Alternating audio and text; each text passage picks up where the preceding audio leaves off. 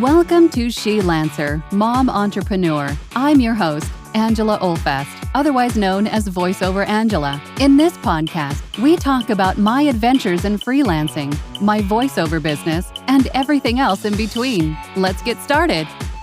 Well, hello, everybody. Good morning, good evening, good afternoon, wherever you are. Thank you for joining me again for another live Q&A session here on my channel. If you're new here, welcome. My name is Angela. I'm a full-time voiceover artist and audiobook narrator, and my channel is dedicated to those of you just getting started out in this wonderful world of voiceover and audiobook narration.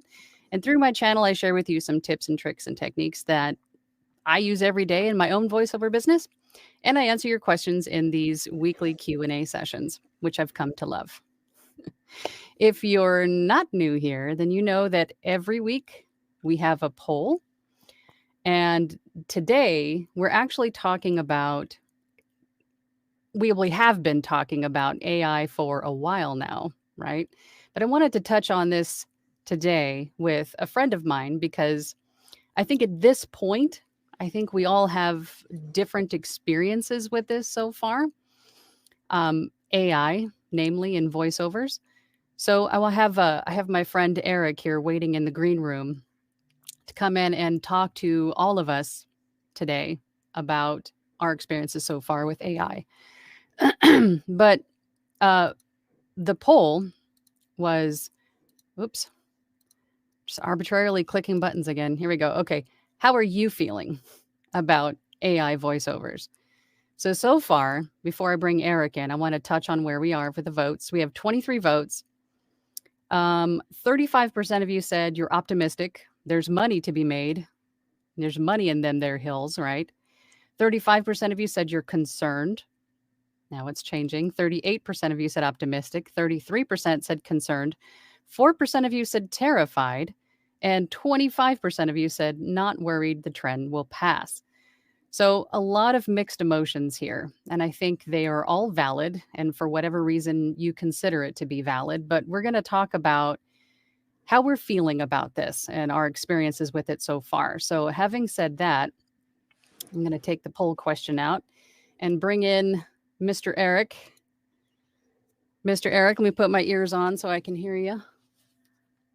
How are you? Hello. Friend? Everybody, Hello. Eric Priessman. Hey. Good morning, everybody. He goes by many names. If you're in our platinum group, then you know a few of them. I'm sure they're all meant with the most love as well. Of course they are, Eric. Yeah. We all love you. We don't know what to do without you in our meetings when you're not there I'm on sure you would manage. when you're cruising or doing all the fun stuff that I was we supposed to say there's not much else that takes me out of the game except that. All right. So if you had to select something on the poll, what would your answer be? And that's what we were saying before. So I don't see, remind me the questions right now. I don't have that. I see the comments, but I don't see the poll. Okay. So how are you feeling about AI voiceovers? Are you optimistic? There's money to be made. Concerned, terrified, or not worried the trend will pass? Not worried the trend will pass. Okay. I think I'm kind of a mix between not worried the trend will pass. I'm hopeful that the trend will pass. I'm feeling the trend will pass, but I'm also a little concerned. And I'm just being really real here. A little Sure. concerned, but I think and I'm hoping that the trend will pass. Because, I mean, I've already seen it. I think I've mentioned it to you guys in the group and then here also in the live chat that I've already had clients reach out to me and said, hey, I had this script narrated by AI and I hate it. Now I'm looking to you to help me do this in a more natural manner. Or the clients have to rewrite their script phonetically so the AI can pronounce things appropriately. So it makes me a little hopeful. I'm thinking that the AI voices are not going to be what everybody thinks they're going to be. And then they're going to hopefully come back to us to make things sound right. And 2 months ago, you weren't getting those requests. So AI, the AI issue has been around for, let's call it 6 months, 4 to 6 months, Mm. and people might have been going to AI, but like I said, you in the last month or so have now started getting these requests to fix the AI mistakes. And I mentioned in our Thursday group once a book that I just recently did from an Australian author. He has a friend who did a book in AI, and his friends' reviews for that book were scathing with regards to the AI narration. So he brought that to my attention. So there's another, there may be the creators that are going, hey, we're going to use AI to save money, but when the finished product comes out, the their public isn't liking it. I I can see that because I don't know about you, but I think most people echo the same. Whenever you're flipping through YouTube and find an interesting video and it's narrated in AI, I can't watch it. Hmm. It's to us specifically, but hopefully to the public, that AI voice is noticeable and detracting. Yes. Yeah, I'm not a fan, to be honest. Mm-mm. And I get from a consumer or another creative's perspective that it's cheap and it's fast and it's like no muss, no fuss, right? You would Hmm. think. Hmm. But if you're looking for something that requires a human touch or a human connection, you can't get that with AI. And not only, I mean, AI is based on algorithms, right? It has a bank of voices or a voice in different emotional tones, and then it's relying on an algorithm to grab the right tone with the right word in its own bank. It's an already established bank, and then put together a sentence that hopefully conveys what they're trying to convey. I don't see how that's going to be, even with all of the technology and the learning and how fabulous. I mean, they are getting scary good. I'm not going to say they're not, but it's still an algorithm. Hmm. It's not going to have that human understanding, that human connection, that human Right. touch. Right. It's getting good, but I still think there are subtle nuances that can determine between human and AI. And I don't. I mean, computers are fast, or not fast, but they're learning fast. Maybe someday they'll bridge that little gap, but Mhm. you know, there's in CGI on TV when you get a CG actor like playing Peter Cushing in a Star Wars movie who's been dead for a long time. There's a thing called the uncanny valley. So you have animation characters and they started getting better and better. You have Toy Story and all that stuff, they're getting better. And then Mhm. you got to this point where they're getting really realistic. But then there's this part where they look human, but what they call the uncanny valley. There's this space between really, really good and looking human, that the brain just goes, there's something not right about what I'm seeing. It Yeah. looks human, but I can somehow tell. I kind of feel the same way about AI generated speech. It might sound good on the surface, but there's going to be something just in the cadence or in the Mhm. word choice or something that it's just, it's not quite right. Yeah. Yeah. It's crazy. I What a was world. I was thinking about have you seen the new Black Mirror? Yes. Joan Which is episode? awful. Yes.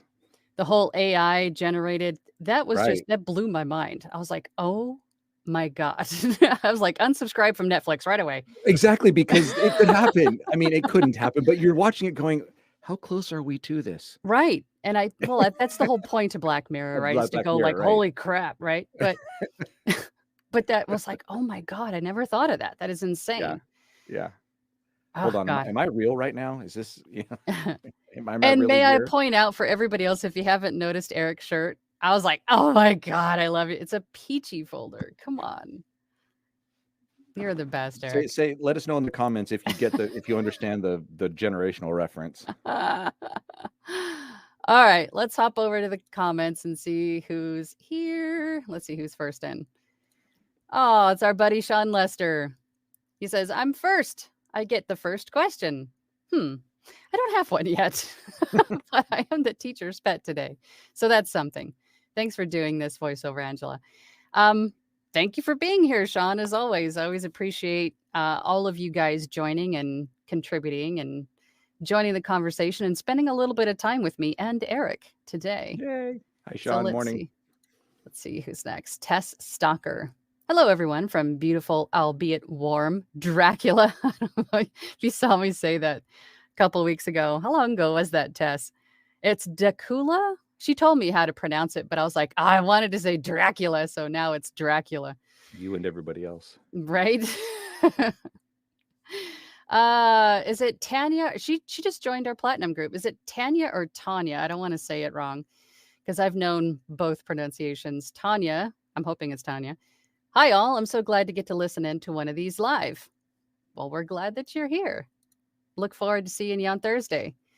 Caesar, Spicy Caesar, we're going to call you. Good morning, Caesar.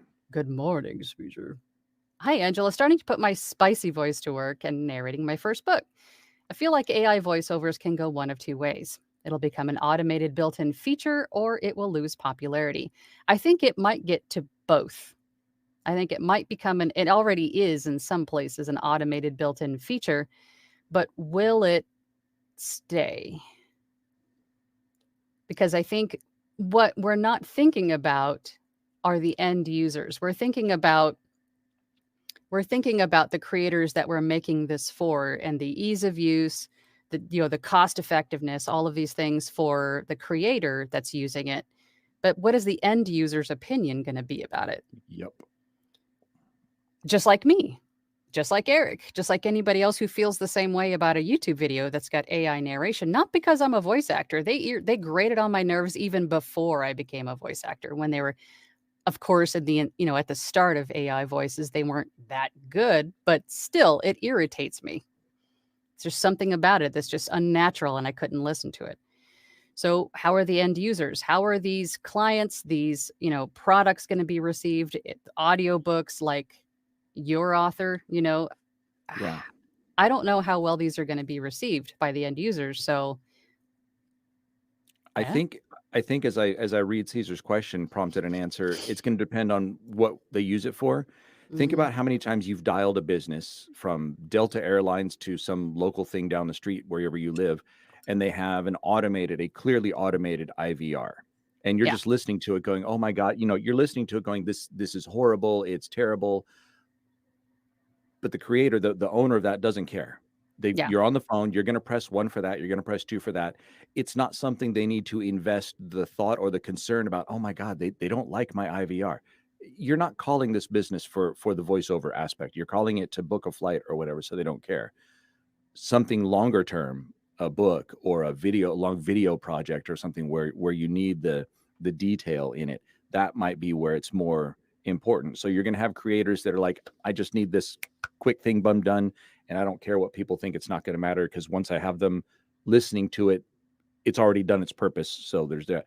Versus something longer where people are going to have an opportunity to critique it or come back and go, this doesn't sound good, this is bad. You've never told Delta Airlines, oh, by the way, thank you for booking my flight, but your IVR tree sucks. You've never told them that, right. Because the person you're talking to on the phone doesn't know, care, or can fix it anyway. Yeah. So that's I think it's going to depend on what the AI is being used for. I think that's going to be a big factor. Yeah. And I think people of our generation, when we called into a lot of places before the World Wide Web was a big thing and made, doing anything easier, that we were kind of used to the automated IVR voice, right? Yeah. And it didn't really bug me then because that's just what it was. But now that times have changed and technology has changed, and now that a lot of companies that, my experience anyway, that I call into don't really have that automated IVR anymore. Very few do in my experience anyway. Okay. And so it's not very commonplace anymore. Now that I've tasted, so to speak, the real thing when I call in to talk to somebody, I don't know if I could go back to every time now I hear the IVR, I'm like, I don't like that. Maybe it's also a little biased because now I record those myself, but I think so. It's got something to do with it. But and you and I talked about this before we started here, but I think what's going to be most important for all of us going forward is sounding as natural as possible. And I know I've mentioned that before in another live, but maybe even leaving in a breath, leaving in mouth noise, Hmm. leaving in something that AI can't do. Right? Yeah. So our clients don't think that we're AI because along with the old school IVR thing, when people would call in, it's automated phone messages. And then now we have Alexa and Siri, and we're almost familiar with all of these AI voices, particular ones. And if you're someone like myself who sounds like them, then it's easy to go, okay, well, you sound like Alexa, so therefore you must be, Hmm. right? It's going to be important for anybody just to make them as natural sounding as possible. And that also comes with, I think in the beginning, we've heard this a billion times that you sound like you're reading, right? Or you sound like you're reading words instead of just telling me a story. That can be confused as AI as well because Hmm. it doesn't sound very natural. There's no flow of conversation. So I think for all of us here, there's 37 of us here watching all together. We just need to practice, practice, practice, and try our best Yep. to sound as natural as possible to not remove or over edit our files so they Yes. are just completely Sterile. devoid Yep. of room tone, even room tone, because a lot of us like to use silence in between our words, and that's always a bad idea. Yeah. Leave room tone. Even the room tone is indicative of a non AI voice, right? Room tone, breaths, all of that stuff. I mean, leave it in there. Yeah. We're going to have to. Yeah. Yeah. It's we're in that flux time where we don't know which way it's gonna go. Yeah. So But we'll see. Oh, yeah. we just got a super chat. Sean thought of a question.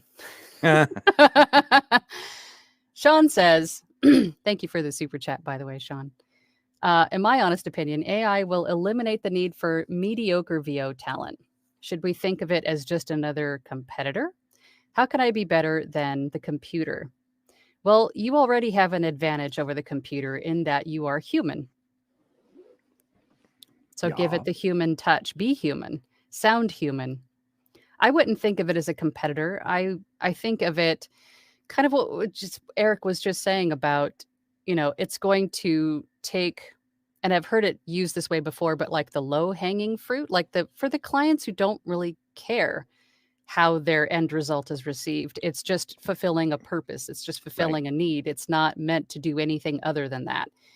That I think will become where most of the AI goes, but I mean, in my heart of hearts, I can't see commercials or audiobooks or anything that needs, you know, emotion, just that humanity. I don't I don't know if those would ever, I mean, they might try, but I don't know how Right. well they'll be received by their audience, right?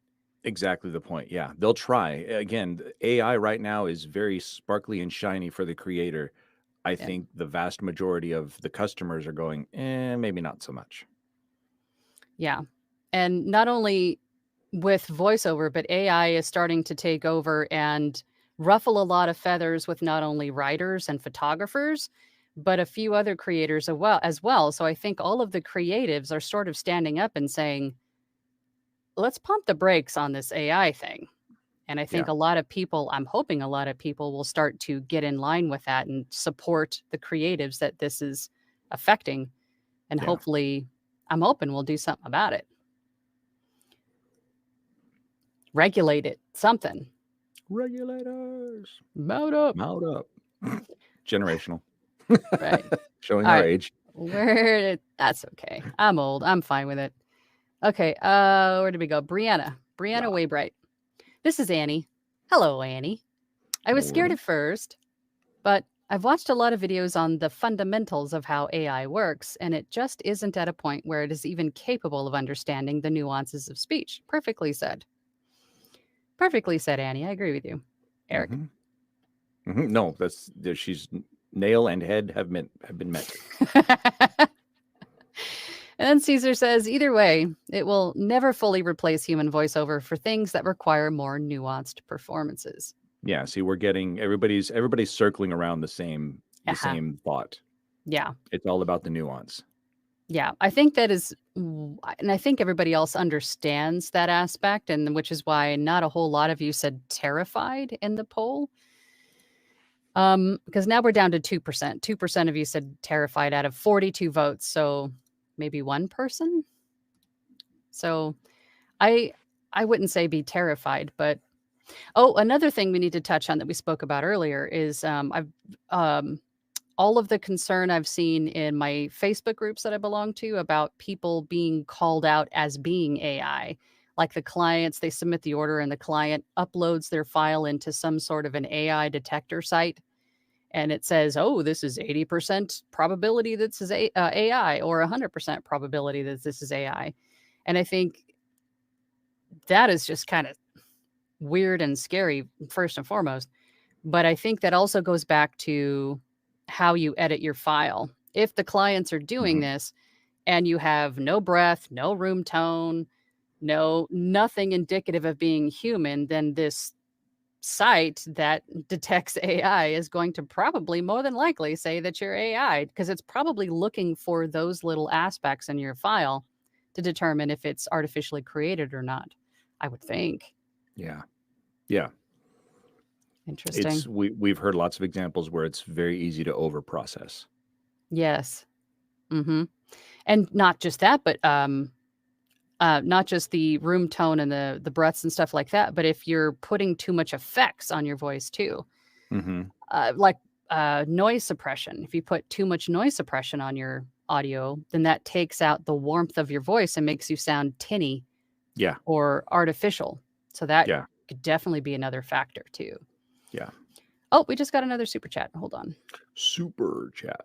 Super chat. Writer Dude. I love this username. Writer Dude. Thank you for the super chat, Writer Dude.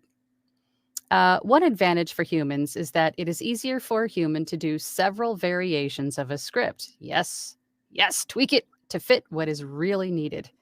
Hmm. Absolutely. And then another thing that you could do just to, solidify the fact that you are human is to, like, if you're on a site like Fiverr or Upwork or one of these things where you have the option to have or to offer a live directed session, Yeah. that could definitely eliminate the fear that you're Kills it using an right there. AI. Kills it Kills it right right there. there. Yeah, because you're And working live with the customer. that's a thought I haven't even considered this. What would happen if you if you told an AI to read the same sentence or paragraph again? Would it read it exactly the same way, or would there be difference? I'm Maybe curious. that's something that we That need to hasn't come up. experiment with. I haven't heard that. Yeah. Mhm. But that makes me go back to thinking about that client that I had that had the script that was all written out phonetically. Like the letter I as in I was spelled out AI to say it properly. Confirmation was spelled out as Khan, as one word, and then the second word was formation. Just to get confirmation was for the AI to say it properly, it had to be phonetically spelled out like that. Just weird. Weird, Yeah. weird, weird. All right, let's get back up. Oh, I just saw this comment. Somebody's with us. Corey J. VO artist says, regulators. I love Corey's it. old. Welcome to the old club, my friends. Okay, where did we leave off? Okay, I think Edward was we last. Kara. are. We're on Kara. Yeah. Here we go. Kara. Howdy, everyone. Morning, Kara. Morning, Kara. Stu Blank says, good morning, all. Happy Taco Tequila Tuesday. I'll buy that. Still submitting auditions, no bites yet. Going through the grind and continuing to apply, getting responses asking if this is an AI audition. Yeah, and you might. I think maybe based on what we were just talking about. So, and I'm almost wondering if our auditions should be like very minimally processed or edited, right? To leave your auditions with maybe the jump off, like, you know, to start your script off or add in a hey. When you throw in extra words to make the script sort of work for you in your head to get it out correctly, leave that stuff in. Maybe leave the breath, maybe leave a retake. I mean, God, I don't know what we're supposed to do, but I mean, that's a thought for auditions. What do you think, Eric? it's an interesting thought, but it brought me immediately back to something you said long time ago. To me specifically, was when you're submitting an audition, you're sort of trying to put your best foot forward, and Yeah. that includes editing and processing. So you don't want the author to hear it and go, because you didn't process it, and I could be over analyzing this, you didn't process it properly. You don't want the author to go, this guy doesn't even know what they're doing Mm-hmm. in the studio. So I'm Yeah. it would So I'm it made conflicted. yeah, it made me think of, you said add a word, and I'm thinking, what about if at the beginning you said something not on the script? Hi, my name's Eric, and I'm if you said something that wasn't there and then moved into the audition, or vice versa at the other end. I don't know, but I still stand firmly on that belief because I mean, if you're talking about audiobooks on ACX, I mean, those authors probably, and if Joy is here somewhere, she could probably, she's there. echo that.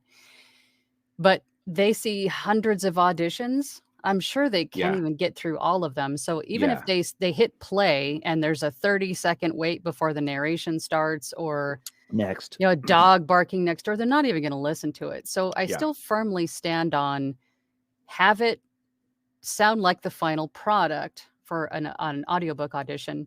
But now with this, I mean, what do we do? Do we add a slate? Do we start bringing back the slates just to prove that we're not AI? Or do we just focus mainly on the processing aspect? Let's take just this as an example. So you said you submitted an audition and they've come back with something that says, we think you're AI. Mm. At that moment, probably your best bet is just to go back to the buyer, to the author, and say, what can I do? I'm not AI. What can I do to convince you otherwise? Yeah, and that's the only thing I think of to do next. Can Or we meet face to face? Can I send you another, like Caesar said, a different variants? I don't or know. a video audition. Yeah, that's what I mean. Yeah. When that happens, I think that's the only thing. That's the only next step, is to say, okay, I'm sorry you feel that way. What can I do to convince you otherwise? Yeah. Interesting. And if you guys have opinions or thoughts, please share Yeah, them. Put them in the yeah. comments. That's what we're here for. Let's figure this out. Let's have a game plan. Mike Russell says, good afternoon. Do you recommend a profile pic or company logo on your ACX profile? I say profile pic. I Picture. say anywhere that you have a profile, have a picture of you, eye Yes. contact, the person, the consumer, your client, whomever, whatever you're doing. They want to see the whites of your eyes, my friend. They want to see who Yes. they're working with. Profile pic Mhm. for sure. And that will make a small difference in thinking, if they just saw a company logo, oh, this could be AI for all I know. I don't know. It's a Or subconscious a thing. bot or a Yeah. scammer or Right. somebody who's not Right. really Right. Right. interested in showing me their face. That's What a are they better way to put it. hiding? Yeah. Yeah. Right? Always profile pic, I think. Mm-hmm.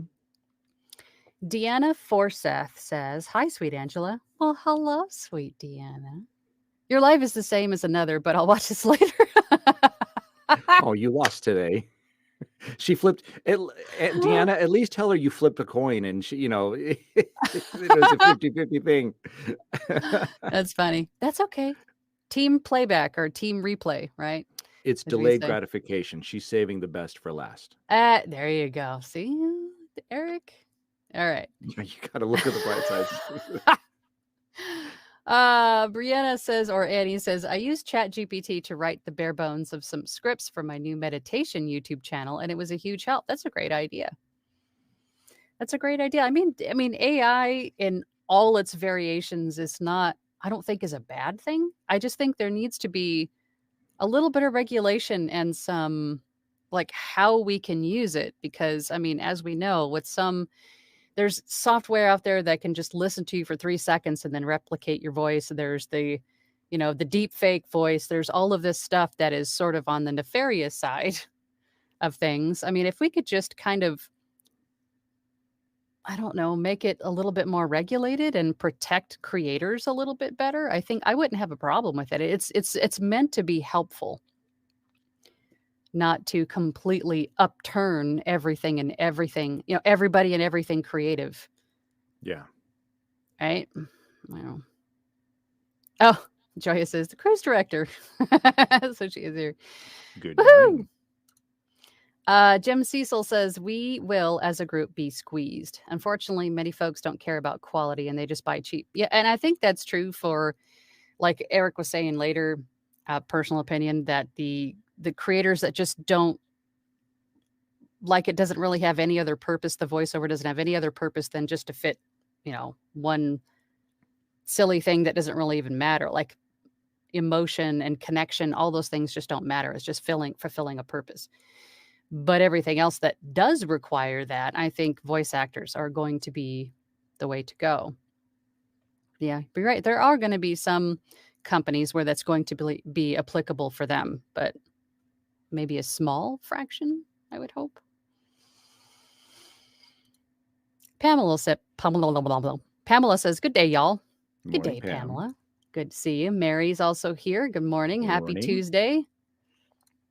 Caesar says, hi, Eric. Love your Battlestar Galactica stuff. You're out. You're fired. I'm kidding. I know it's Star Trek. You're awesome, Eric. We love you. Okay, he can stay. Writer Dude says, I am concerned, but AI is still a little more than a fancy toy at this point with its limitations. Not much better than a text-to-speech app. And I think it will continue to get better, but I don't know if it'll ever have that human connection that a lot of our work requires. Yeah. Right? Yeah. I mean, even with as big as the immersive audio, the radio shows, the fully produced podcasts, like where there's a troupe of actors come together and it's fully produced with the music and the sound effects and stuff. I mean, AI can't do that either. The emotion in those things is. Did you ever listen to Catchers on Audible? I have not. Go listen to that. That is exactly what I'm talking about, because I listened to that and I really fully enjoyed it. And that's sort of what we're talking about doing in our group, is that that group project that we're doing in our group. Yeah. Sort of like that whole immersive audio group thing. Okay. Excuse me, hairball. But there's no way, as I listened to that, the AI could do that and have it sound half as entertaining and authentic, yes, as it did. And that's beginning to become more popular again. This fully produced immersive audio. Radio plays. Think radio plays. It was really good. Okay. Caesar says, hi, Joya. Can you imagine AI narrating one of your books? Yeah. No. I would like to. I would be interested in hearing that. Just to see? For the other people who don't know, we're talking about spicy books. And so that's a valid point, I think, because as good as AI is, if you've narrated or listened to a spicy book or read a spicy book, there are certain ways you need to read certain things different than a regular book. I mean, PG-13. This channel's PG-13, Eric. Of course. I'm just saying there's certain ways you need to read that an AI can't read the text and know that they're supposed to read it that way. Right. So that would be actually an interesting experiment, is to hear it try. Entertaining anyway. Yeah. And then here's Sunny. Hey, Sunny. Hey, guys. I think it's a mistake to judge the quality of AI at this point. It's still so new, like telling a 7-year-old that they're not good enough to do VO. Comment continued. Oh, boy. Let's see. Oh, here it is. I can see IVR jobs completely disappearing. Words are more powerful than we tend to think. They're not just chunks of data. If AI can satisfy the human desire for connection, then we're in trouble. Yeah, Very eloquent way to put it. Yes, Sunny has a way with words, but I don't think it's at that point yet. No. Caesar says the thing about Black Mirror is that their premises are terrifyingly plausible. Yes, I think that's what I like most about that show, is that it leaves you wondering. Yeah. Oh my gosh. How close are we to this? What if that was actually the case? That would be just. The other one that I found that was super, super close to reality was the one a season or two ago with Bryce Dallas Howard, Dallas Bryce Howard, whichever the name is. Nosedive. That's one of my Where favorites. everybody has a score, yeah, and you Yes. like, I mean, because that was really close to Oh my now. God. Yes. Yeah, I was like, oh my goodness. And everybody, you couldn't buy a house, you couldn't get the job you wanted. It all depended on your like your rating. likeness, yeah, that was close to home. Yes, that was terrifying. But I'm sorry, and she also corrects me. It's Tanya. Thank you for Tanya. that. I hate pronouncing people's names wrong. Sure. So Tanya says, "Peachy folders." Peachy. That is so cool. I Hey, love your Hey, shirt. Tanya, stay cool this summer. See you next year. Keep in touch. Ryder Dude says, "Good morning from Keith and Renton, Washington. Glad to have you here, Ryder Dude, and thanks again for the super chat. I appreciate you." This was Sunny's continued message, and then we have Tess. "I could see it consuming large portions of e-learning, whiteboard, etc., but audiobooks require too much emotion at this point." Duckula. Exactly. Duckula. I'm just going to continue with Dracula because I like that better. Where do you live? I live in Dracula. I live in, I mean, come on. Who would Sure. want to say that? So you need to sign up. You start a petition to change the city's name. I think the same could be said of e-learning whiteboard. I think that also doesn't require necessarily emotion, but it needs to be engaging because pace, tone. You're What? already halfway to coma when you're sitting in a meeting where someone's got e-learning. You're already not wanting to be there. Right. And the idea is to not get the listener to fall asleep. To have a stroke. You want them to retain what you're saying. Yeah. No, that's very, I mean, you're, like I said, seriously, you already don't want to be there. So anything like that, you need to, that's where, you know, someone like Sean's voice comes in to perk the person's ears up again, to draw them back to whatever it is they're talking about. Yeah. So. Yeah. I don't know. I don't know about the whole thing. We'll just see. Michael V's here. Hey, y'all. Just sitting here with one eye closed after having retina surgery. Ouch. Oh my gosh. That does not sound fun at all.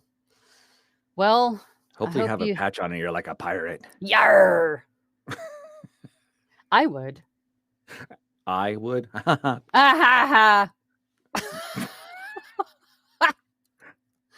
Okay, now we're getting slap happy. Okay, Corey J. VO Artist says, "Greetings from Whitehall, Wisconsin." Well, welcome, Corey J. Caesar says, "Hey, Michael, hope that heals up soon. Depth perception is important for not bumping into..." Oh, no. Caesar has the sense of humor also. Caesar is a hoot. I love Caesar. He's a hoot. And then Caesar says, "I think for the most of us, the most grating AI voice right now is TikTok's Jessie text-to-speech. She was voiced by artist Kate Callahan. Wonderful human being, but the algorithm has made her over perky." It's exactly what I was talking about before we started. I thought, Caesar, that voice was a complete AI, you know, completely generated. And then recently I saw a video of her going, you know, "Hi folks, this is me. I'm this voice." And I'm like, oh my God, it's a real person. Yeah, that's exactly who I was saying before. And it's a completely different voice. Her normal voice versus the TikTok voice are just two completely different things. It's crazy. But that TikTok voice, it's nails on a chalkboard. Yeah, I like the gentleman's voice that you can use on there. The deep, it almost has an accent, I think. I can't quite place it at the moment, but I like that voice better. You can still tell it's AI generated, but yeah. You know what? Let's check the poll really quick. Where did we leave off? We're on this cute little kitty face for Kelsey. Okay, let's just check the poll. So again, if you're just joining or you're in the replay, just, you know, scrolling through halfway through the video, today we're asking about, how are you feeling about AI voiceovers? I mean, let's talk about it. Let's just all talk about it, because I see some people in this community touch on it here and there. And then there's some sites that offer training and coaching and all these things that sort of, you know, they'll release an article or a blog, but I don't really see a whole lot of people getting together and talking about this, right? Some people will get on and say, well, here's how to overcome it, or here's how to do this or that, or how to protect yourself. But let's just, I mean, how does this make you feel? What are your thoughts and feelings? Let's figure out some ways that we can cope, some ways that we can maybe not get mistaken for AI? What are these sites? Does anybody know what this AI detection site is? If you do, please put it in the comments so we can check it out. But I'm sure a Google search would probably remedy that question, right? Sure. But let's just check the poll really quick. So how are you feeling about AI voice? We got 60 votes. I think this is the most amount of votes I think I've ever had that I can recall. So out of 60 votes, 23% of you said optimistic. There's money to be made. 48% of you said concerned. So almost half. 3% said terrified. And then 26% said not worried the trend will pass. And that's kind of how I feel about it. I'm not so much optimistic. I'm more of the concerned and not worried the trend will pass. I'm kind of a mix of those two. But it's just kind of one of those things where we just have to see how it plays out and just Yeah. do what we can to protect ourselves and maybe prevent being, mistaken as AI in auditions and things of that nature. We'll see. All right. Time will tell. Time will tell for sure. All right. Why does it always lose my place? Kitty cat, Kelsey V, Yeah, 9:17 but where a.m. did she go? There she is. Kelsey. Hey, Angela. Hope your Tuesday is going well. It's going just ducky so far. Kelsey, thank you. Doing some direct marketing work right now for both admin and VO work. Well, that's cool. Direct marketing is important. I don't do enough of it, admittedly. I need to just hunker down one day, and because I have the MailChimp.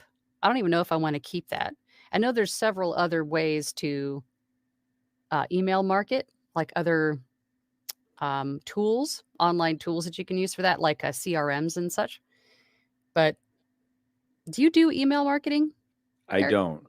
I haven't. I mean, I know it's an option with Wix. I have not dipped into that. That's right. Wix does offer that. Wix offers that and social media marketing and all kinds of stuff that you can do through Wix anymore. I'm sorry, but I got to turn my air conditioner on. Hold on. No. It's I going to am be the like biggest 105 today.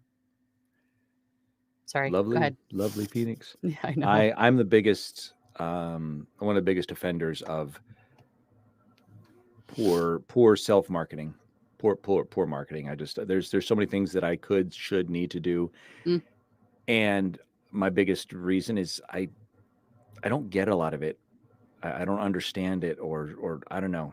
I don't know. I can't tell you why I haven't. I can't tell you why.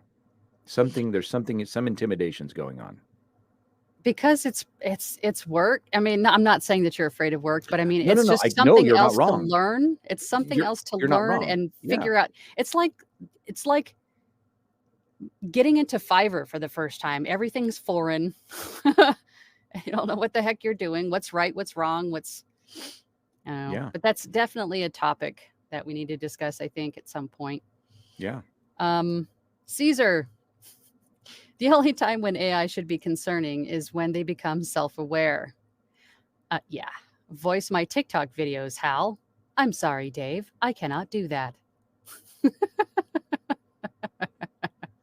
Yeah, but see, at least in his example, Hal is saying no. He's not willing to. Yes, I will do that. I will take over your existence. I will not voice your silly TikTok video. It's beneath me. It is beneath me. Leslie says, howdy. I am not a fan of AI for books, nor for e-learning or explainers. The strange, flat, random inflections in pronunciation is disrupting, and I get frustrated listening. Yes. Leslie, Yes. Gold star. Gold star. Great comment. Oh, we already saw regulators. Okay, here's Kelsey again. I listened to an AI of Kevin Conroy's Batman. It just wasn't Kevin Conroy, you know? It sounded like him, but it didn't have his inflection or choices he would have made as an actor. Yeah, I think that's bad news bears. Joya says, stop over-exaggerating your punctuations and making the read flow better. Run-on sentences in VO sound natural, where adding too many pauses sounds like AI. And that's like being too articulate, and also it's something we talk about in the platinum group about just kind of not allowing yourself to get stuck in the punctuation prison. If Yeah. the comma isn't necessary, don't pause there. It's just add the pause somewhere else. Just add the pauses where it feels like there should be one. Whereas an AI might see the comma and read it as a comma. It reads every, Or pause there to make it. Mm-hmm.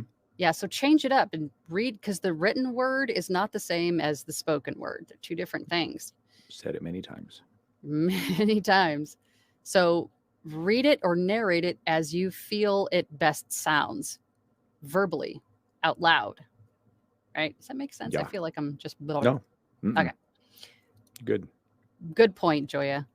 Brian Cross says, I work in the video game industry as well, and I can tell you artists in all disciplines, including VO, are concerned. The coming years will be interesting for sure. I think that's a good way to put it. Interesting. Yeah, we'll see. A voiceover Van Deen is here. I'm niching down more on my locally accented work, as it hasn't quite caught up on the finer emotional nuances of speech, especially for local dialects and accents, at least not yet. That's a good point, too. That's too. Yeah. Yeah. That would take, I think, these companies hiring, and this is why I put the option in there for today's poll of optimistic there's money to be made, because these companies training these AI models with all of these different accents, dialects, and so on and so forth, they need a very large bank of voices and emotions and reads and tones for each actor to be able to make a new AI voice as best as it could be. So there's a lot of voice actors that are jumping on that train and like licensing their voices for this use. So there is money to be made in that respect. But that sort of takes you out of the picture for any... I mean, also the contract, I think, would be concerning too, because if you're going to be licensing your voice for that, would you still be allowed to use it for other things, or would you be specific to that company? I guess that would depend on the contract, but... Or am I thinking way too deeply into that? No, not necessarily. The other half of that is, once they, being AI creators, have sampled enough voices and they have the perfect voices, they're not going to be needing to hire anybody else to add to their database. That's a finite pool. Once the AI has learned enough, okay. I think if we're talking about companies that are... I guess in my head, I'm thinking about companies that want to offer a multitude. Think of voices.com, Voice123. They have thousands of choices of voices, voice types, accents, dialects. So if a company wants to have a large pool for their clients to choose from, that's going to take a lot of voice actors. Yeah. And those voice actors are going to have a lot of work to do, a lot of recording to do in different tones. You mean in order to build their database? bank? Yes, to build their database for that one actor. Okay. I wouldn't do it. No. But, no. If it's your bag, do it. But that's my point. To me, that seems like a one-time shot. They've paid you for your voice this one time. They're not going to need to pay you again. If you're doing narration or doing voiceover for real, then the client's going to come back to you again for the next project and the next project and the next project. If you're getting paid, even if it's a big chunk of money to sample your voice, that's a one-time thing. They're done with you. They don't need you anymore. And that goes back to the contract, because if the contract is just a one-time lump sum buyout in perpetuity, you get nothing else, then okay. But what if there's royalties involved, or what if there's some sort of an exclusivity clause? Right? I mean, you'd really have to pay attention to that contract before you even looked into doing something like that. Can of worms. Right. Okay. Yes, maybe have your attorneys look at it before you sign it too. Get attorney. Writer Dude says AI detectors are BS, I think. I have tested such programs that are supposed to detect gender and other things in emails and such. They were usually wrong. There is a way to work around them. Okay. So, well, that's encouraging. I don't know what these sites are, but I wouldn't put my complete trust in one. Because those of us that work with ACX, we know that the audio lab isn't 100% correct all the time. Right. So software can only take snippets of something and put it through their algorithms and then spit out an answer, yes or no. But it doesn't mean that it's always going to be right, because there's so many different subtle nuances to speech and voices and tone. But if you're over processing, that tells me right away that the software can probably pick up on the, there's silence instead of room tone. There's no breaths. There's no so on and so forth. Yeah. But so then how do we respond to the clients if they come back and say, well, I just put your audio file through an AI detector and it says that you're an AI? I mean, how do you respond to that? Well, your site, according to Writer Dude, is BS. So Yeah. Yeah. Or you say, do you want me to do it again? I'll do it again. Let's do it live. That's probably the better way to handle it. Yeah. Yeah. It seems like a simple solution when you get called out as being AI. Yeah, for sure. Yeah, a video call would usually solve that. Yeah. Joy West says, hello, everyone, from rainy Southfield, Michigan. Rainy sounds nice right Good about morning. now. Uzma's here. Hi, everyone, from Pakistan. Welcome, Wow. welcome. Nay B says, hi. Hi. Hello. Is there any official terms and copy and paste for buyout rights? Official terms and copy and paste for buyout rights. Client wants to distribute my voice on Apple and Spotify. This would be correct and different from broadcast rights. Thanks. Official terms and so are we talking about like Fiverr, Upwork, or something like that?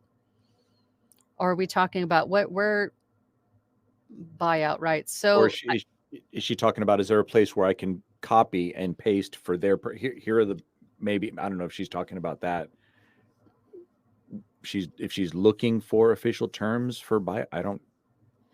Is that what you're looking for, Nay? Is something to use for an explanation of buyout rights?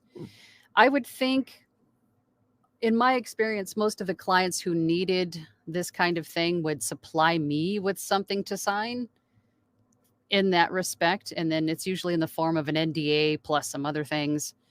But if you're, and I guess I'm kind of curious about what it is that they're using your voice for on Apple and Spotify.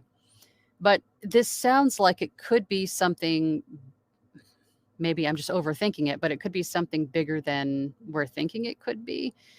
I would definitely ask for a contract of some sort and have an attorney take a look at it. Maybe my brain is going in several different directions further than it needs to. But ultimately, you want to protect yourself. And if they're looking for buyout rights to use your voice in something in perpetuity, is it for like a song? Or is it for like an AI model type of thing? I guess that's what I'd be curious to know. Am I reading that right, Eric? Yeah, we need a little bit more info, I think. A little bit more detail what she's exactly what she's asking. Okay. Because that would definitely help. We just got another super chat. Hold on. Holy Moses, there's a lot of comments. Okay. Writer Dude says, thank you for the super chat, Writer Dude.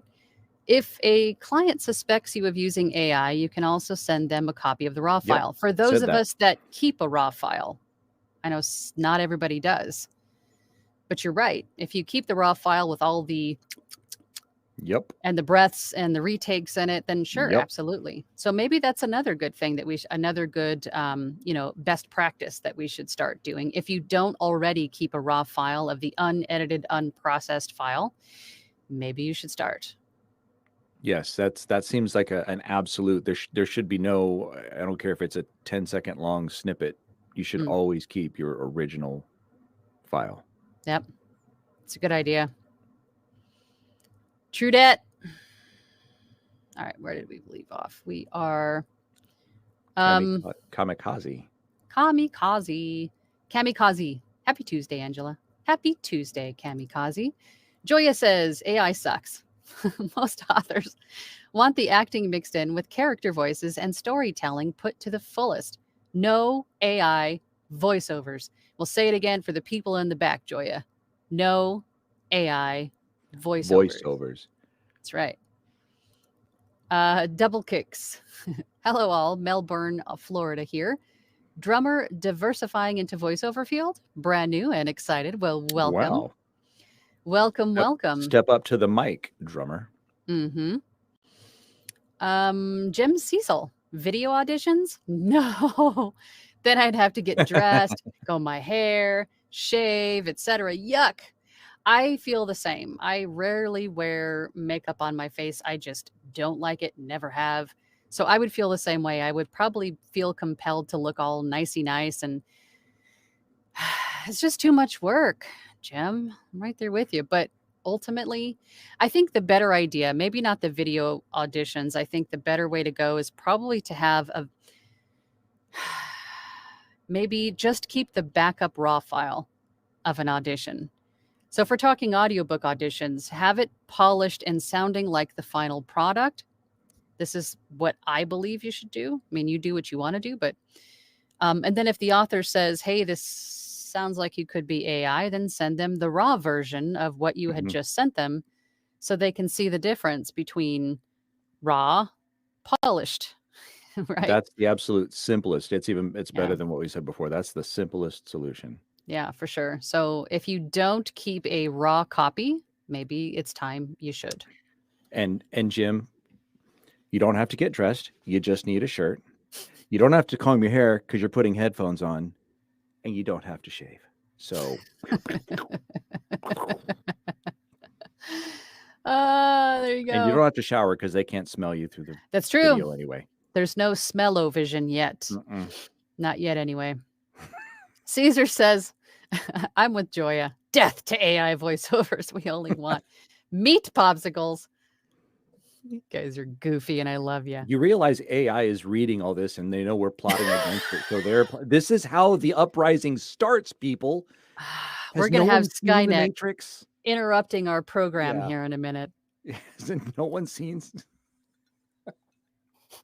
I, for one, welcome our robot overlords.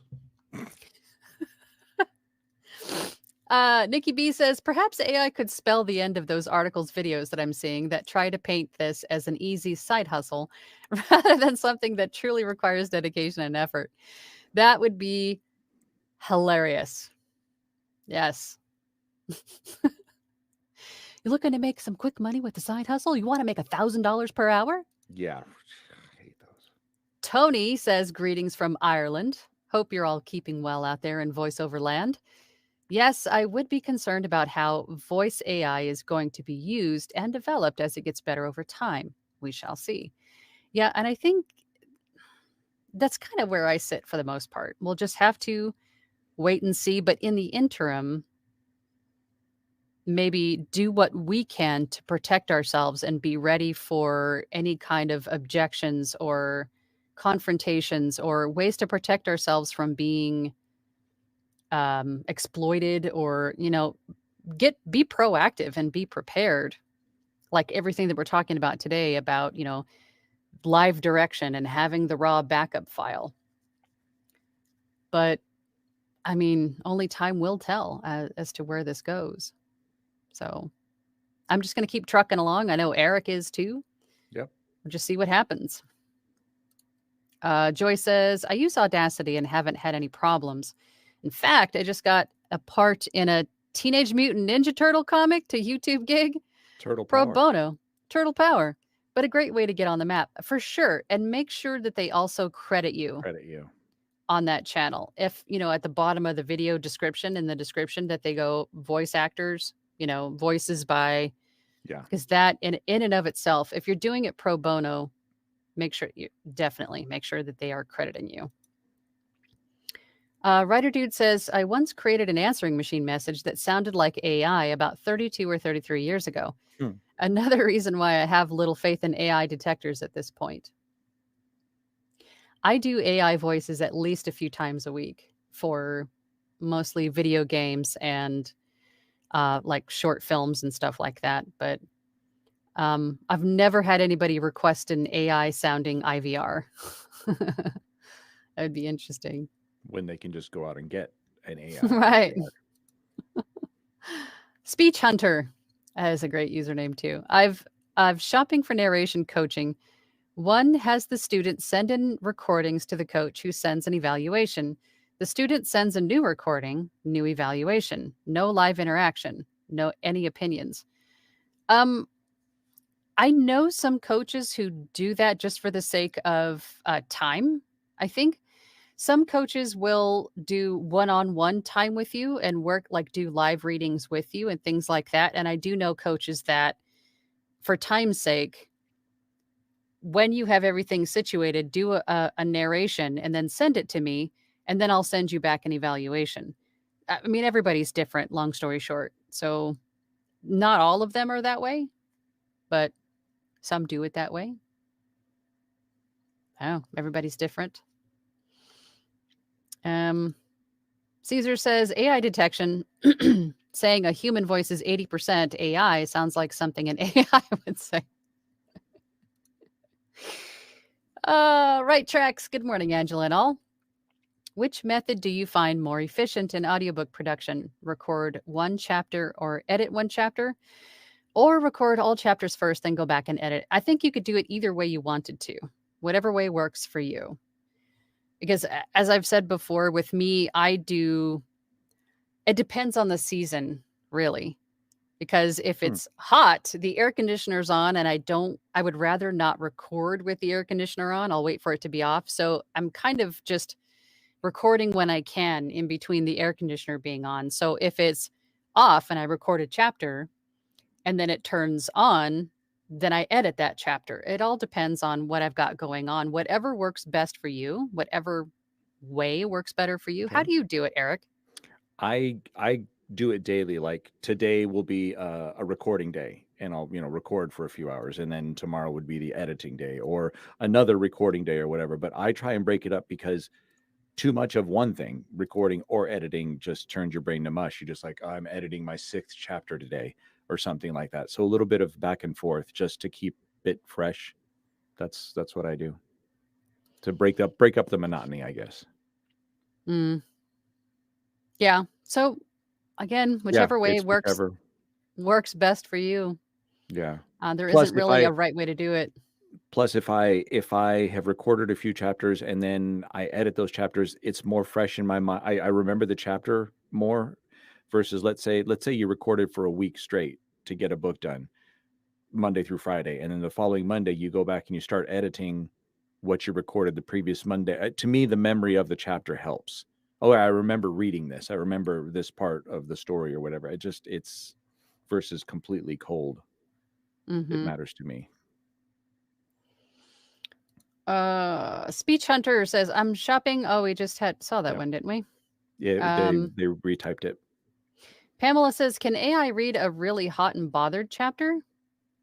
So we mentioned earlier, that would be an interesting experiment, because there's one thing to read the telephone book where there's not a lot of inflection, or even just a regular story where there's not a lot of inflection, versus what we know about spicy books. There can be a lot of inflections that aren't present in normal books.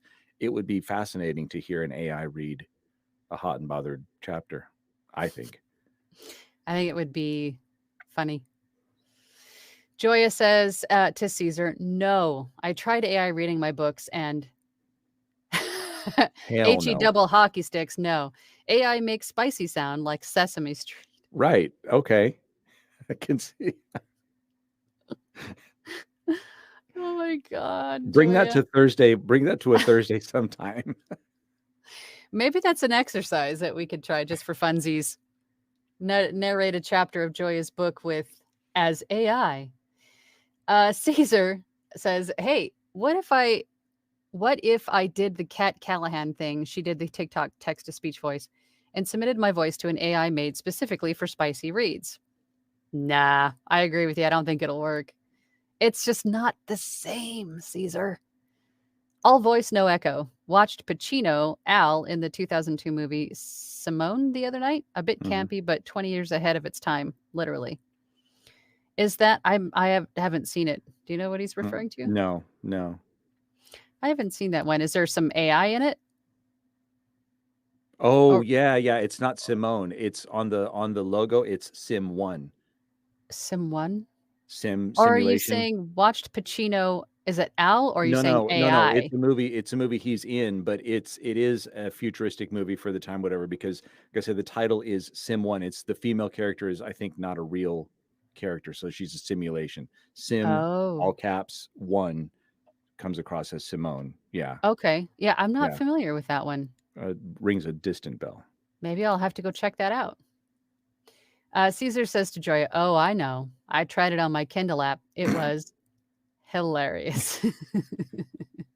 I've done the same. I've had somebody text me something off color in my car, and when you hit play, because you're not supposed to use your phone, the voice reads it, and it just sounds so funny when your car is cussing at you. It's Yes. hilarious. It's just it comes across completely different. Mm-hmm. Writer Dude says e-learning is no substitute for the high school biology teacher who uses stories from his childhood to illustrate a point. Relatable. I had some very interesting high school teachers. My biology teachers, my freshwater ecology teacher was the same guy, and he was very creative and entertaining. But I see what your point is. Yes, nobody wants to put the listeners to sleep. Mm-mm. MG Stevens says, "Hi, Angela." Hi, MG. Hello. Hi, everyone. Late start. Some bad storms this way, unusually late last night around midnight.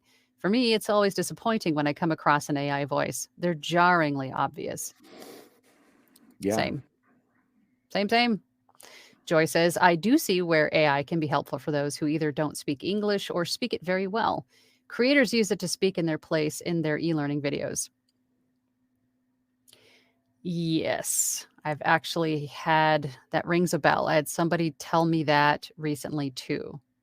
We ended up not doing business together, but it was something similar that they had this course that they wanted to do and they used an AI voice, but they weren't happy with it and wanted a voice actor to help. Yeah. I don't know. Well, I just have to see what happens. All Voice No Echo says, "I know why I don't use email for marketing because I hate receiving email marketing." I think that's Sure. another thing too. I hate You it don't want to be too. part of the problem. I don't want to be the have somebody roll their eyes at my email and just send me to the the land Trash. of trash. Have you ever responded positively to marketing through email? I have yet to. Yeah, and I think that's why it's going to be a delicate approach. I think sending the initial email with your demo and your price list and a "hey, hire me" is just going to be just immediately off-putting. I think you're going to have a compelling title, for the email Mm-hmm. and something that you want, like you're connecting with them.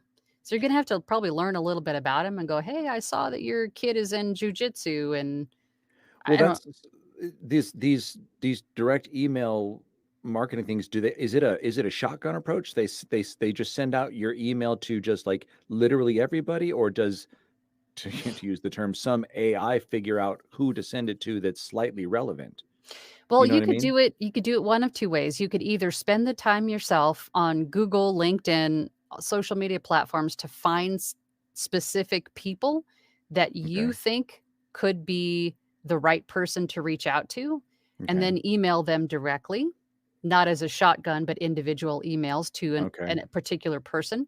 Okay. Or you could hire somebody to create a list of people for you and then send an email out to each one of those people. Okay. So either way, it's either going to cost you time or money or maybe both. Both. But Interesting. yeah, but Okay. figuring out the right thing to say in the initial reach out, I think is going to be the hardest part. Yeah. Also, one of the hardest parts.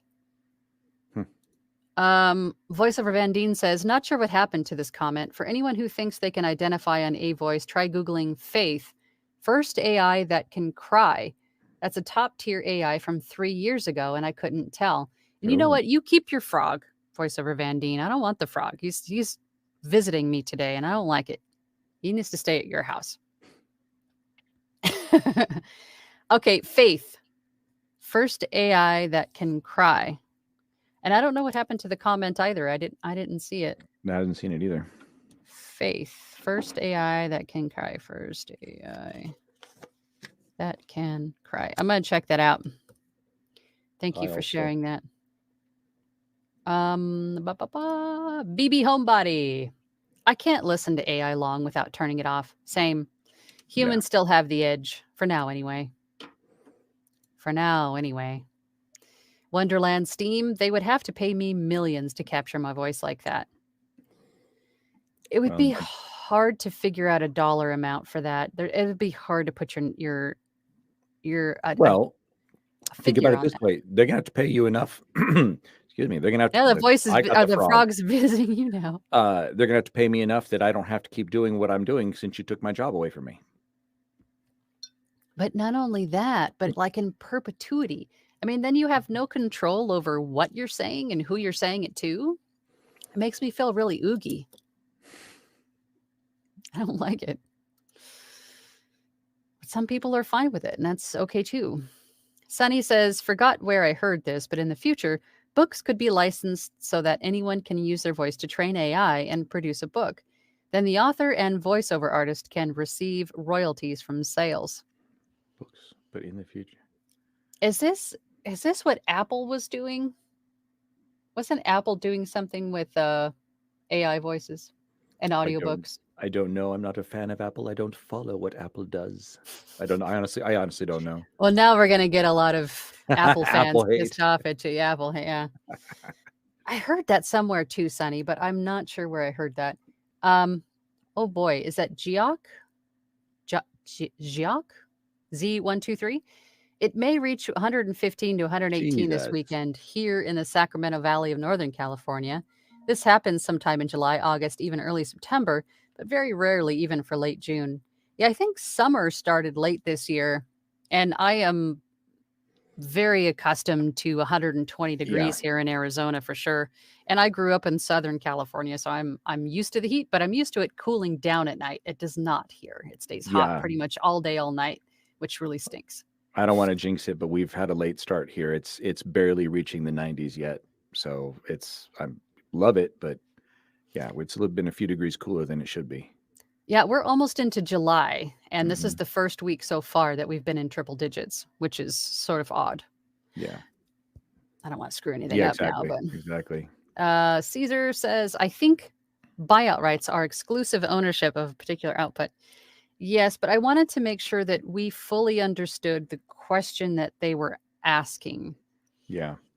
because buyout rights, and there also could be verbiage within that buyout rights that could be different too. Is it in perpetuity? Is it just for a certain amount of time? Is it for a particular purpose only? I mean, there could be a few different ways that could go. Yeah. And that is why we spell out these things and contracts for clarity to make sure that everybody is on the same page, the creator and the voice actor.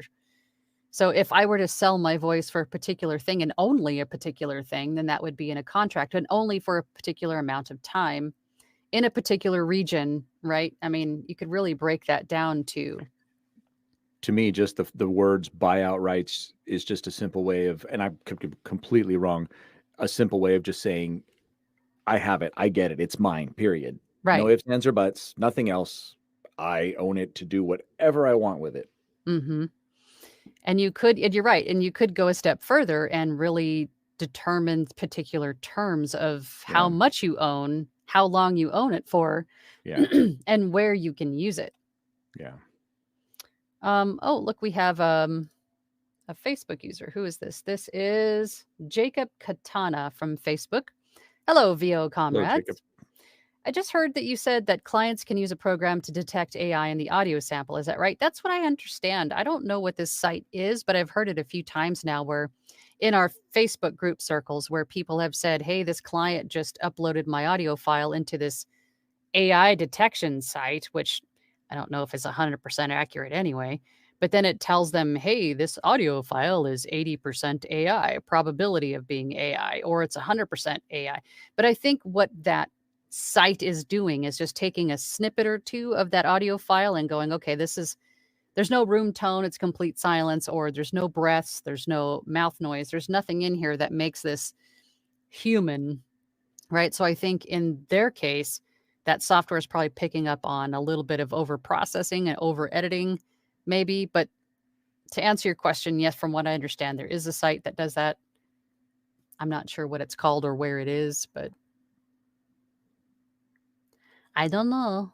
Mm-mm. We'll have to go and check for it, though. Let's see if we can find it and play with it. Tony says there must be a way to legalize your voice as an IP, intellectual property, so that your voice will not get used without your consent and that you should be entitled to a gratuity to use it every time. You would think, Seems logical. yeah, Yeah. you think that would just be common sense. And I think that's what a lot of creatives are just upset about, not only voice actors, but writers, photographers. I mean, because you're at the point now where AI can do anything with anybody's stuff without any kind of repercussion. Mm-hmm. They can't find your picture on Facebook, scan it, make a digital copy of it, and then make a movie with your face as a character. Yeah. So why would your voice be any different? Right. Scary. Yeah, that It's seems Wild logical. West. Facebook user, this is Jacob Katana again. When I use AI tech to clean up noise floor or optimize my voice, when you're using AI tech to clean up noise floor, you mean effects? I would say use them sparingly. Only use enough that gets you to where you need to be. For example, if you're looking at audiobook specs, only use barely enough to get you within those audiobook specs. Don't add too much effects, or don't add effects if you don't even need them, because that just destroys the audio file. Yeah. And we also now have to worry about AI detector sites that might pick up over processing as an probability of being AI. I think that's a big factor of it. I wonder if that's what AI does. Is it just hears so much extra stuff and goes, this must be AI because there's so much over process. I don't know.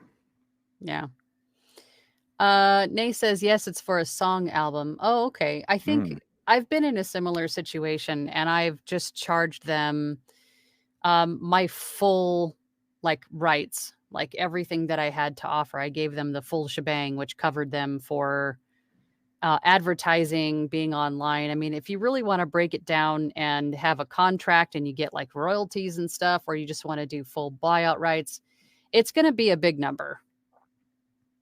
Because if it's going to be on an album, yeah, and you're not getting royalties like they are, it's going to be, on the larger side. But I'm sure you can find a template somewhere to use online for that would state this and why. Or if you have an attorney, I would definitely have them write something up for you.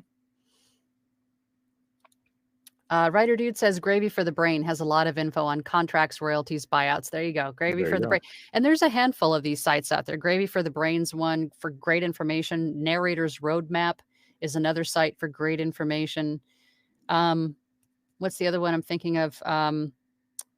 National Voice Actors, NAVA, the APA. There's all kinds of great sites out there with a lot of great information and contracts, addendums, things to watch out for.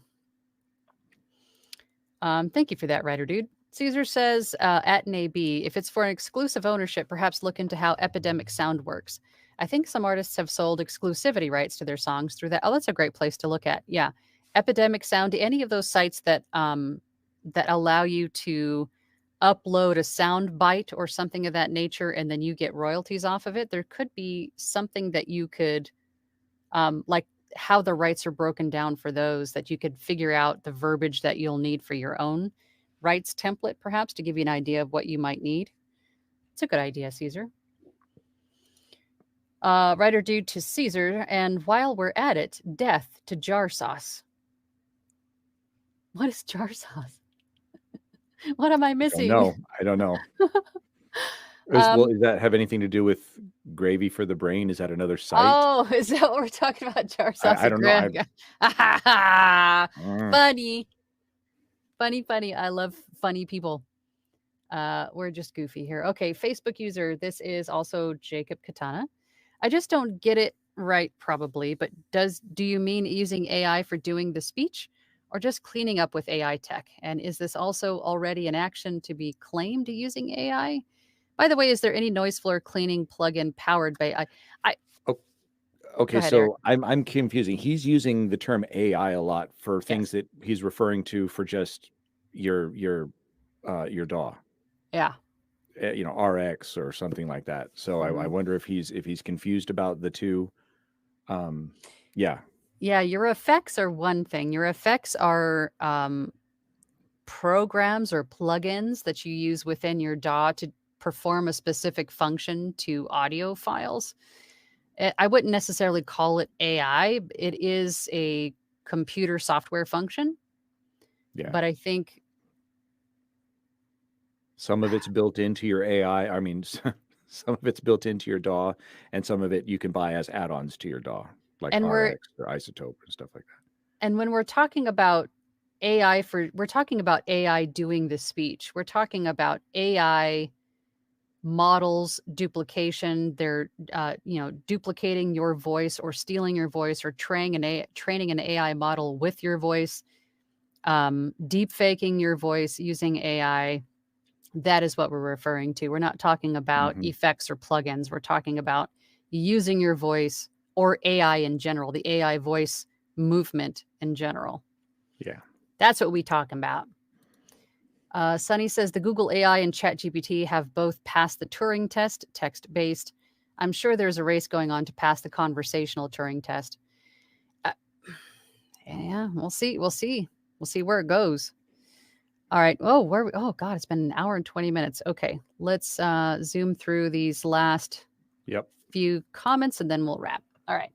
Caesar says to Writer Dude, absolutely. Death to jar sauce. Death to classic red marinara made from plum tomatoes with fresh garlic and onion. Great. Now I'm hungry. Same. Thanks, Lunch Caesar. after this.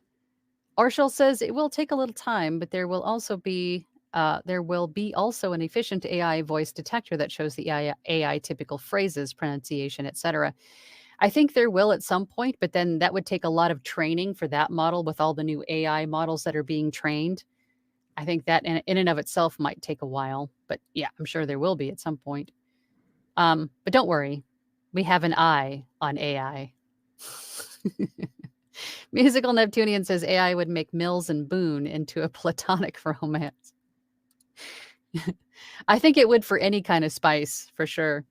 Dipankar, you told me I pronounced this right the last time, but now I don't. I'm doubting myself. Is it Dipankar Chakravarti? Sorry.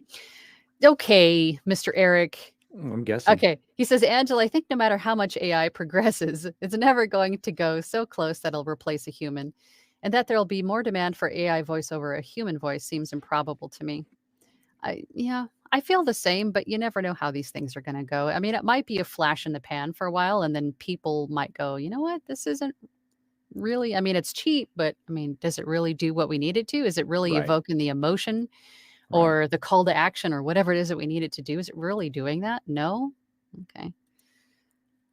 I don't know. We'll see. Orshel says, even e-learning needs a human voice. Otherwise, the oral brain channels don't open. That's the secret of efficient e-learning and understanding. Yep. Well said. Rider Dude says, late start on summer here in Washington, too. I think that's pretty much the story around. I think I saw it was still snowing in some places, which is weird. Caesar says, jar sauce is pre-made sauce in jars as opposed to good old homemade sauce. We like homemade sauce. Joya says the verdict is, at Caesar, your demo is not AI. Rider Dude says, LOL, death to jar sauce references a rather irreverent YouTuber with a cooking channel. Okay.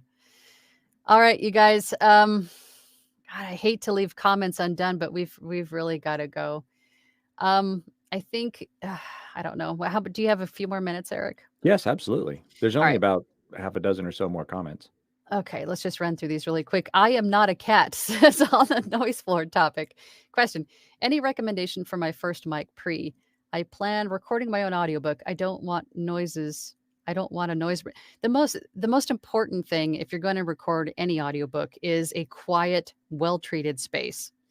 Your mic isn't going to matter so much. Your interface isn't going to matter so much. Your software or your DAW doesn't really matter so much. What is going to be most important in the beginning is a well-treated, quiet space.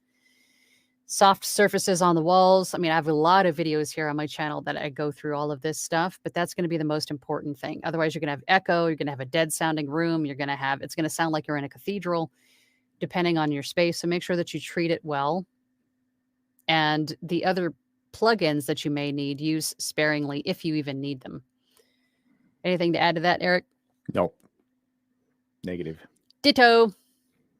Nay says, I remember hearing one VO using a silent fan staying cool in the booth. Can't comment if it's any good though. Oh, I I've heard that too, and I think it's going to depend on your stuff and your space and if you can get away with it or not. I hmm can't. My room is so small that any kind of noise in here, the mic is definitely going to pick it up. So I can't have a fan in here. So I just cook. Is what it is. Caesar says, Writer Dude, it's also a book, I believe. I am Paximus. I am Paximus, another drummer turned voice actor. Hey, Angela, good to see you today. I've have to watch the replay, hashtag team replay, but I put that. I'm a little concerned with the AI potentially being an issue in regards to voiceovers and narration and stuff. Yeah, I'm with you. I'm a little concerned about it, but I'm not terrified. I think the trend will eventually pass, to be honest, in some respect. yeah. Caesar then's to Joya. Thank goodness wouldn't want that presentation for your writing. Caesar, demoing for your stuff, Joya.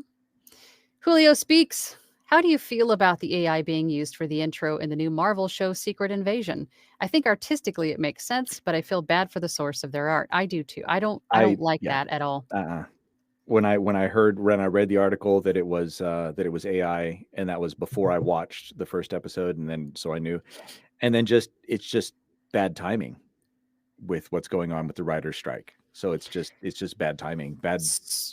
Were they Yeah. just trying to be Well, on trend? well, And okay. So the actual opening credits, they were trying, because then you go on to read about it. They were trying to. The point of the show is that so many people are Skrulls, so shapeshifters, so they're imposters. The vein of the opening credits was sort of like a fake. You can't tell if it was. They tried to say we did that on purpose. It was tone deaf okay, based on all what's right. going on. In my opinion, I agree. I think it was bad. Bad timing. Bad choice. Bad choice. Bad timing. Michael Budd says AI is still based on human voices. For now. Yes. Writer Dude says at Caesar, yes, it is. Nat's what I reckon's book and trademark phrase. That's what I reckon's book and I don't know what that means. No. Sorry, guys, I'm not cool. Joya says, here you go. This is the VO AI detection software I just found. AI voice detector. Worse off, it's free. There you go, guys. Let's go play with it. AIvoicedetector.com, I assume. Or just Google it. Voice. Yeah. Detector. Thank you, Joya. Let's go check that thing out. Caesar says it's free. I want $10. It wanted $10 out of me. Maybe there's different versions, and then different versions will give you different percentages of AI probability. We'll see. All right, last two. Dipankar says, thanks for taking my comment, Angela and Eric. You got my surname bang on. Eric, you got my surname bang on because Eric is just a bang on kind of guy. You can just say my first name if it's sounding too difficult. Yes, I get tongue-tied very easy.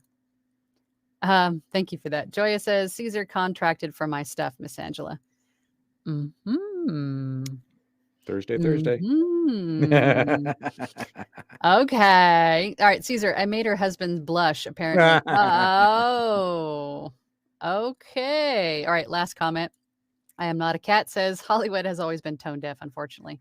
And finish on that. Yeah. Yeah, faux show. All right, guys. Well, it was a great conversation. Yeah, this was a good conversation. And a lot of points of view, and actually some stuff that at least I hadn't considered. Yeah, and thank you everybody for participating and adding your comments and questions. And that's why we do this, just to kind of come together and I think we got a game plan out of this. I've got some takeaways. I mean, because I normally don't keep my raw audio files. Now I'm going to, just for this reason. Yeah. So, I mean, I hope this helped you guys, take away a few things and helped you maybe in the future with having to overcome something that this happens to you. And I'm definitely going to go check out the AI voice detector site and play with it a little bit and see how accurate it is. But, I suggest you do the same. I'm going to do some digging and see what examples I can find of AI and see if how good they really sound. Yep. Because then maybe I might go, I should be concerned, or not an issue. Maybe not so much. Yeah. But it would be the onus would be on us to convince the clients that it is in fact flawed and not us that Yeah. is the problem. I think Yeah. that is where it's going to be difficult to deal with. But I don't know. We'll see. I think the biggest thing that's going to make that happen is when their audiences come back and go, yeah, this sucked. Yeah, but how long why is do that you- going to take? Right. Well, yeah, and Yeah. that's not up to us. That's Right. not up to us. But I just think that's the only. It's kind of like the only solution. Mm-hmm. But we'll see. I don't know.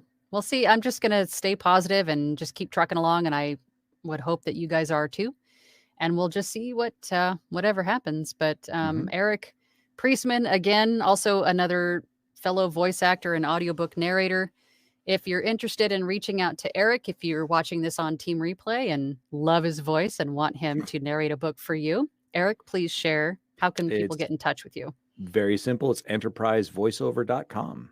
Cool. And I will put that in the description after the live for anybody in replay that wants to reach out to you. Yep. Thank you. All right. Cool beans. Thank you so much, everybody. And Eric, I'll see you on Thursday. Yes, you will. Stay cool if it's hot wherever you are. Which is pretty much most places. Everywhere. All right, y'all. Happy Tuesday. See you next time. Toodles. Bye.